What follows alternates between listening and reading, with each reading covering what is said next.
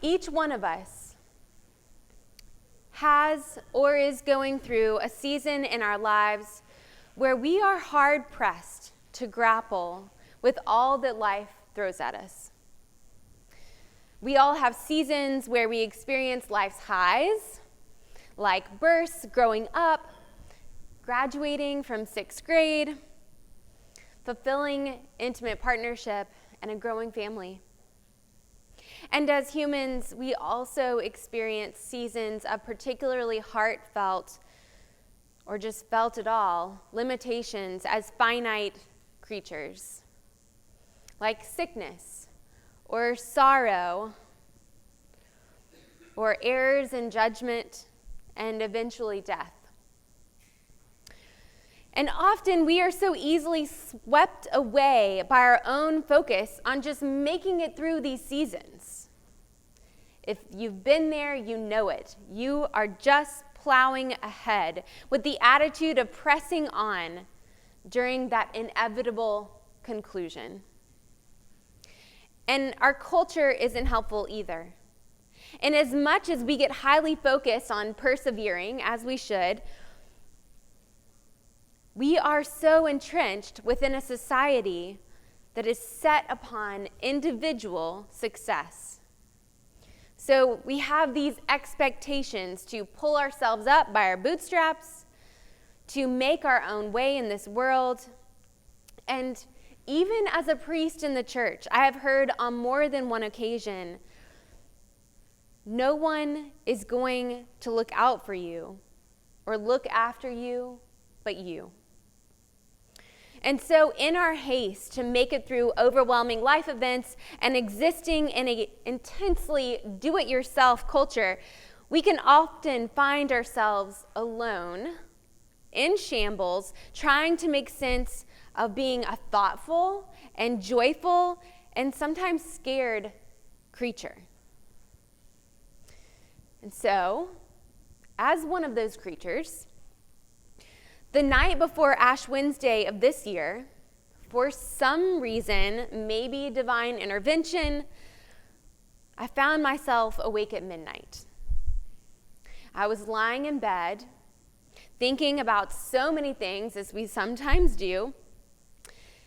Particularly though, this is right before I started a new job. I was thinking about the many changes that I was experiencing. So I was about to start this new job. I'd moved to a new city. And somehow that drifted into my relationships, the ones that I'd had, the ones that I was going to start, my life, and then of course to the decisions that I had made. And then somehow my thinking turned to my own finitude and death. And thinking back on it, I'm sure I was somehow thinking about Ash Wednesday and of course all the previous Ash Wednesdays that I had participated in as a priest. But at midnight, as a human being, alone, as my sweet husband laid soundly asleep next to me, snoring away, I felt great fear when I thought about questions that so many of us will think about. What happens when we die? What do we feel, or what do we not feel? Do we simply just stop existing? And what sort of divine communion do we have after death? Will it meet my expectations? And I just don't want to be alone. I want to be with the people that I love. I don't want to die. And as I continued to think about these thoughts, of course, my anxiety ramped up. And as I was just about to reach full panic mode, my faith kicked in. Jesus, a love outside myself, seeped in and stopped me. And it led me to a different place in my heart and my mind. And it said, Ranie, this is not the place for these thoughts and these questions. And after that, I stopped and I thought, okay, that's right. This is not the place for these questions because I have a place for these questions. I have a place for these thoughts. We have a place for these questions. And frankly, we even have a liturgy for this, and particularly it's tomorrow. Maybe you should go to church, Ranie. I didn't. I figured I'd done my work that night. But my fear slowly did subside. And I breathed a heavy sigh of relief just knowing that we do have space for these questions. Y'all, that place is the church. Jesus Christ, our divine creator, did not create us out of love to sit in panic at midnight and revel in our finitude alone. We were created to abide constantly in the love of Christ. And so the most obvious question when I read the gospel for today was, where do we find Christ's love? Is it floating around us in a mysterious way? And some would say so, and I can get on board with that to a degree. But the clearest way in which we can experience Christ's love, to abide in Christ's love, is in community. It's with you all. It's in the church. And so basically, my message this morning is go to church or the devil will get you. Obviously, I'm kidding. That was a joke. If you don't go to church, the devil is not going to get you. But there is something to be said for having a specific community like the ones that we are called into through the enduring love of God in Christ. There actually is something to it. There is also, I want to say and make it really clear, there's also something incredible and an incredible goodness about being in communities centered around really good food and centered around recovery from addiction, around children. But y'all, there is nothing like the church. When we are in our best form, and that is not always the case, the Church Catholic is not always in its best form, but when we are in our best form as the church, we cover it all. This place, this actual place, but also the wider church, is created intricately out of love to love, from God's love through Christ, and from Christ's love for us, and then from us to us. That love continues to flow. And it flows from one another through births and marriages and children and childhood. And then, of course, through questions as we grow into adulthood and eventually death.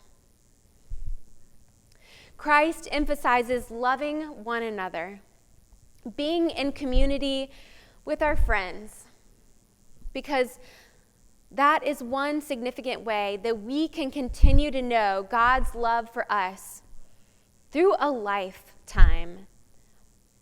And this is the base of the church.